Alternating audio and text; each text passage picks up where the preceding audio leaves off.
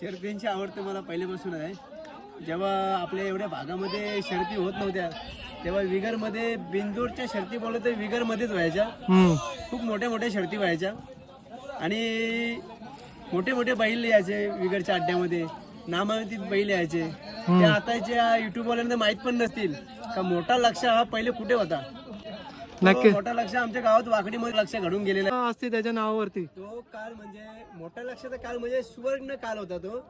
बैला जर मोठ्या लक्षात सोबत गेलो ती हार ही माहिती नव्हती आम्हाला, कारण का बैलाच्या सोबत बघा शिव आणि बशीर शेठ यांचा सुंदर तो देखील आलेला आहे. बघू शकतात ते एक रेडगरच्या मैदानामध्ये आणि पाहू शकतात चॅनलच्या माध्यमातून दाखवण्याचा प्रयत्न.